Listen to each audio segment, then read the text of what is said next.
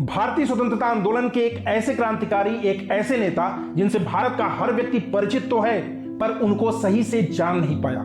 कारण कि उनके बारे में हमें उस ढंग से बताया या पढ़ाया गया ही नहीं जिसके वे हकदार थे।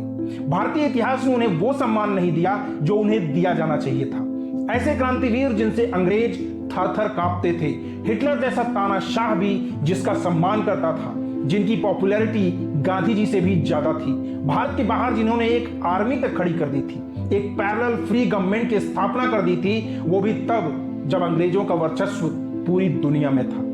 अब तक तो शायद आप समझ ही गए होंगे कि मैं किसकी बात कर रहा हूं। मैं बात कर रहा हूं हमारे देश की महान विभूति नेताजी सुभाष चंद्र बोस की।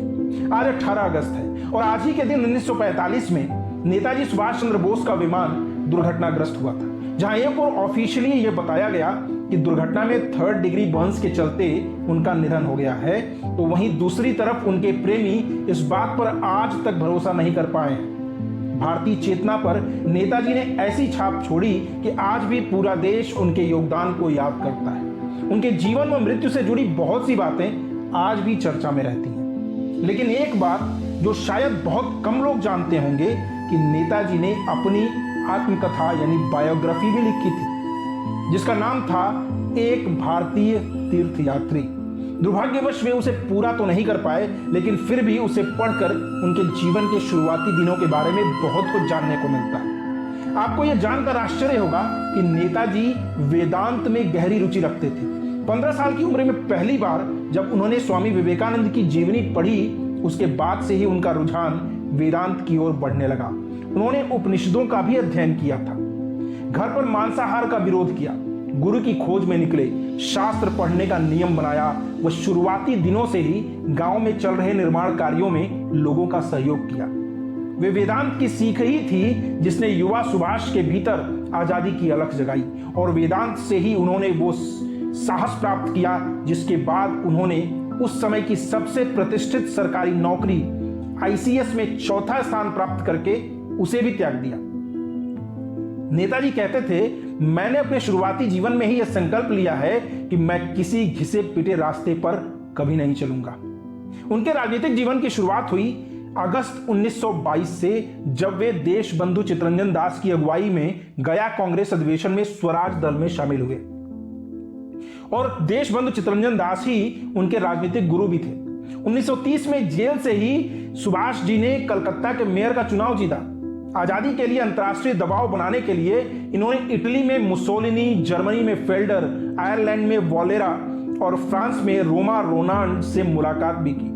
1938 में कांग्रेस के हरिपुरा अधिवेशन में कांग्रेस के अध्यक्ष भी चुने गए। भगत सिंह की फांसी के बाद से ही गांधी जी से इनके कुछ मतभेद शुरू हो गए थे। गांधी जी को भी इनके तरीके नहीं पसंद थे।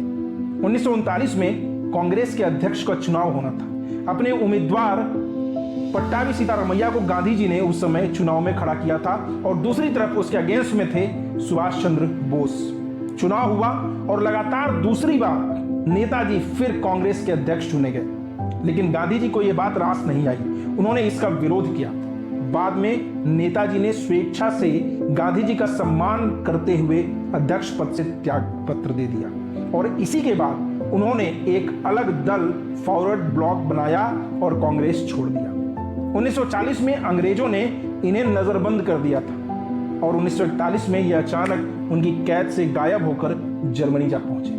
अंग्रेजों से भारत को आजाद कराने के लिए नेताजी ने 1943 में सिंगापुर में आजाद हिंद सरकार की स्थापना कर दी थी, और इसे 9 देशों की मान्यता भी मिल गई थी। 18 अगस्त 1945 को ताइपेई में विमान दुर्घटना में नेताजी लापता हो गए। घटना को लेकर 3 जांच कमीशन बैठे, जिसमें 2 जांच कमीशन ने दावा किया कि दुर्घटना के बाद नेताजी की मृत्यु हो गई थी, जबकि जस्टिस M.K. मुखर्जी की अध्यक्षता वाले तीसरे जांच कमीशन का दावा था कि घटना के बाद नेताजी जीवित थे। 2016 में भारतीय सरकार ने 100 सीक्रेट फाइलें सार्वजनिक कर दी जो नेताजी से संबंधित थी। इनसे यह पता चलता है कि नेताजी की मौत प्लेन क्रैश में ही हुई थी, और इनकी अस्थियां जापान के रेकोजी मंदिर में आज भी सुरक्षित हैं। अफसोस तो यह है कि मृत्यु के 79 साल बीत गए, फिर भी किसी सरकार ने इतनी तत्परता नहीं दिखाई कि वे नेताजी की अस्थियों को जापान से भारत ला सके। ये उस महान आत्मा का अपमान नहीं तो और क्या है। कमेंट करके अपनी राय जरूर दीजिएगा।